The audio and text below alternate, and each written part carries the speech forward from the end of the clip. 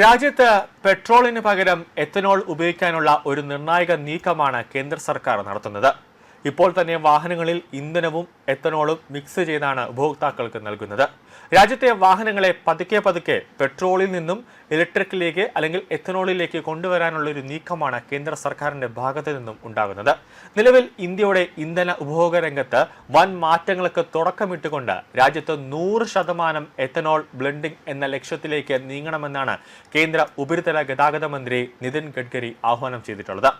പശ്ചിമേഷ്യൻ രാജ്യങ്ങളിലെ യുദ്ധങ്ങളും ആഗോള രാഷ്ട്രീയ സാഹചര്യങ്ങളും ഊർജ്ജ പ്രതിസന്ധി സൃഷ്ടിക്കുന്ന പശ്ചാത്തലത്തിൽ ഇന്ത്യ ഇന്ധന കാര്യത്തിൽ സ്വയം പര്യാപ്തത കൈവരിക്കേണ്ടത് അനിവാര്യമാണെന്നും ആ കാലഘട്ടത്തിന്റെ ആവശ്യമാണെന്നും അദ്ദേഹം വ്യക്തമാക്കുന്നുണ്ട്.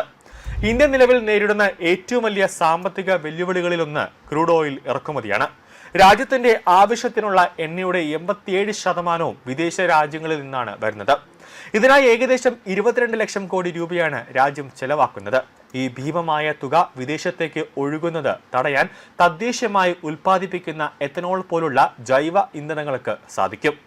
കരിമ്പ്, ചോളം, മറ്റ് ധാന്യങ്ങൾ എന്നിവയിൽ നിന്ന് ഉൽപ്പാദിപ്പിക്കുന്ന എത്തനോൾ ഉപയോഗിക്കുന്നതിലൂടെ കർഷകർക്ക് മികച്ച വരുമാനം ഉറപ്പാക്കാനും ഗ്രാമീണ സമ്പദ് വ്യവസ്ഥയെ ശക്തിപ്പെടുത്താനും കഴിയുമെന്നാണ് മന്ത്രി പറയുന്നത്. ഫോസിൽ ഇന്ധനങ്ങളുടെ അമിതമായ ഉപയോഗം വലിയ തോതിലുള്ള വായു മലിനീകരണത്തിന് കാരണമാകുന്നുണ്ട്. ഇതിന് പരിഹാരമായാണ് ഗ്രീൻ ഇന്ധനങ്ങളെ സർക്കാർ പ്രോത്സാഹിപ്പിക്കുന്നത്.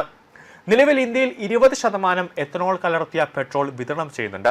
ഇത് 100%ത്തിലേക്ക് എത്തിക്കുന്നതിലൂടെ കാർബൺ പുറന്തള്ളൽ ഗണ്യമായി കുറയ്ക്കാൻ സാധിക്കും. ബ്രസീൽ പോലുള്ള രാജ്യങ്ങൾ ഈ സാങ്കേതിക വിദ്യ വിജയകരമായി നടപ്പിലാക്കിയത് ഇന്ത്യക്ക് മാതൃകയാണെന്നും അദ്ദേഹം പറയുന്നുണ്ട്. 100% എത്തനോൾ ഉപയോഗിക്കുന്നതിനായി വാഹനങ്ങളുടെ എഞ്ചിനുകളിൽ മാറ്റം വരുത്തേണ്ടതുണ്ട്. ഫ്ലക്സ് ഫ്യൂവൽ എഞ്ചിനുകൾ വ്യാപകമാക്കുന്നതിലൂടെ ഇത് സാധ്യമാകുമെന്നാണ് കേന്ദ്രമന്ത്രി നിതിൻ ഗഡ്കരി പറയുന്നത്. വാഹന നിർമ്മാതാക്കളുമായി സർക്കാർ ഇതിനോടകം തന്നെ ചർച്ചകൾ നടത്തിക്കഴിഞ്ഞുവെന്നാണ് പറയുന്നത്. എത്തനോളിന് പുറമെ ഗ്രീൻ ഹൈഡ്രജന്റെ സാധ്യതകളും ഗഡ്കരി എടുത്തു പറയുന്നുണ്ട്. ഹൈഡ്രജൻ ഉൽപാദന ചെലവ് കുറച്ചും 1 കിലോയ്ക്ക് $1 എന്ന നിരക്കിൽ എത്തിച്ചാൽ ഇന്ത്യക്ക് ഊർജ്ജ കയറ്റുമതി ചെയ്യുന്ന രാജ്യമായി മാറാൻ കഴിയുമെന്നാണ് അദ്ദേഹം പ്രത്യാശ പ്രകടിപ്പിക്കുന്നത്. പെട്രോൾ, ഡീസൽ വാഹനങ്ങൾ ഉപയോഗിക്കുന്നതിൽ നിന്ന് ജനങ്ങളെ പിന്തിരിപ്പിക്കണമെന്നും പകരം പരിസ്ഥിതി സൗഹൃദമായ ഇലക്ട്രിക് എത്തനോൾ വാഹനങ്ങളെ പ്രോത്സാഹിപ്പിക്കണമെന്നും അദ്ദേഹം പറയുന്നുണ്ട്.